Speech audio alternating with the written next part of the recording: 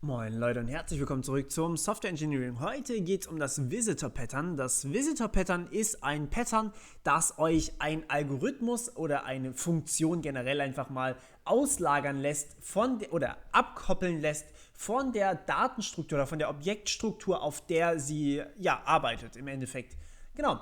Das ist sehr, sehr cool, wenn wir irgendwie das Open-Close-Prinzip, das ich euch auch schon vorgestellt habe, verinnerlichen wollen oder tatsächlich umsetzen wollen und arbeitet so ein bisschen über Double Dispatch, wie wir gleich sehen werden. Ihr werdet auch, wenn ihr nicht wisst, was es ist, gleich verstehen, was genau damit gemeint ist. Denn es ist eigentlich das super Beispiel für Double Dispatch. Okay. So, ich finde es hier an dem Ding sehr, sehr wichtig, dass wir ein konkretes Beispiel haben, denn ansonsten kann das Visitor Pattern sehr, sehr schwer verständlich sein. Also nehmt euch einfach mal Folgendes in euren Kopf sozusagen. Wir arbeiten wieder mal auf einer Game Engine zum Beispiel. Das heißt, wir haben hier als Daddy Class, in unserem Fall wollen wir irgendwas speichern. Das heißt, wir haben hier ein Speichern im Endeffekt und unsere Daddy Class ist ein primitives Element, also sowas wie ein Dreieck, also ein Triangle im Englischen.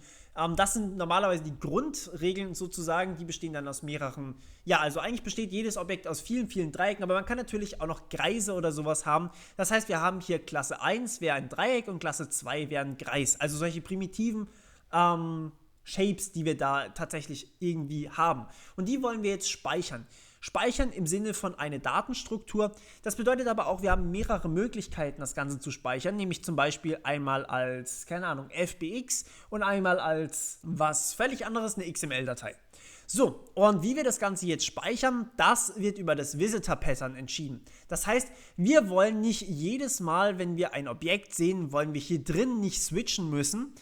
Haben wir jetzt hier ein FBX oder haben wir XML? Denn wir wollen auch noch in der Lage sein, später vielleicht neue Dateitypen einfach als neues Plugin hinzuzufügen. Und deswegen sagen wir hier, okay, die Klasse 1, also unser Dreieck und unser Kreis, müssen überhaupt nichts davon wissen, was genau jetzt hier was genau das Speicherformat sozusagen ist. Das heißt, die kriegen nichts davon mit, ob sie jetzt als XML gespeichert werden oder ob sie jetzt als was völlig anderes gespeichert werden. Und deswegen sagen die, okay, wir nehmen jetzt einen Visitor entgegen bei Accept. Und was dann im Endeffekt passiert ist, also der Client ruft, je nachdem, ob er jetzt ein Triangle oder ein Circle speichern möchte, ruft er jetzt einfach hier die Accept-Methode auf und sagt, ich möchte jetzt hier gerne ein XML-Visitor hier reinschreiben. Das heißt, dieser XML-Visitor wäre unser Visitor 1 hier. Aber das merkt natürlich unsere Klasse 1, also unser Triangle, gar nicht. Sondern die sagt einfach nur, hey, ich nehme jeden Visitor. Ist mir egal, ob JSON, XML oder was auch immer du mir da gibst. Ich nehme einfach einen Visitor entgegen. So, und dann macht unser Triangle, also unser Dreieck, die Visitor, also ruft auf dem Visitor, den es hier mitbekommen hat, die Visit1-Methode auf, weil es ist ja Klasse 1. Also in unserem Fall Visit Dreieck zum Beispiel. So, und jetzt haben wir hier die Möglichkeit, einfach einen neuen Visitor-Pattern für jeden Dateityp zu schreiben. Das heißt, wir haben jetzt hier einen XML-Visitor, wir haben einen FBX-Visitor, wir haben einen JSON-Visitor, whatever. Und jetzt sagen wir hier einfach, wir visiten 1, weil das wird hier aufgerufen, also Visit 1 und dann bekommen wir hier ein Dreieck, also Klasse 1 in unserem Fall, bekommen wir mitgeliefert. Für Klasse 2 genau gleich. Und hier drin wird einfach nur die Operation A oder B wieder aufgerufen. Aber man kann natürlich oben drüber und unten drunter noch Code schreiben. Und das bedeutet, man kann hier diese Information, die wir aus Klasse 1, also zum Beispiel aus unserem Dreieck, ein Dreieck besteht ja normalerweise aus 3 Punkten. Logischerweise. Und die haben irgendwelche Koordinaten in unserem Koordinatensystem.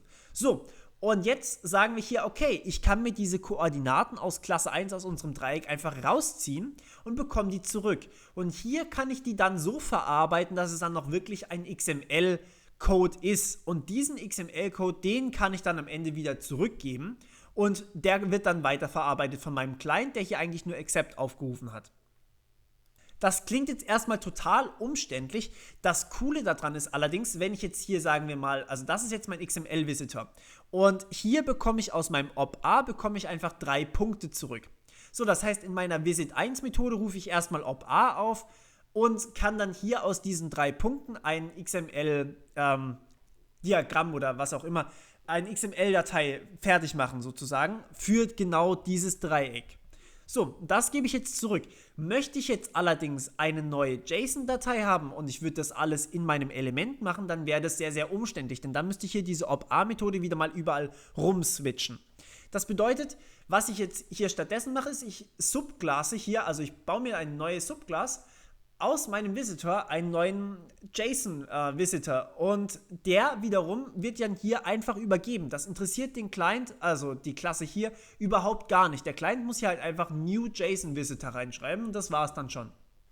Und im JSON-Visitor kann ich wieder diese OP-A hier aufrufen, die mir wieder meine 3 Punkte zurückgibt und kann die eben in ein JSON-Datenformat packen, zum Beispiel.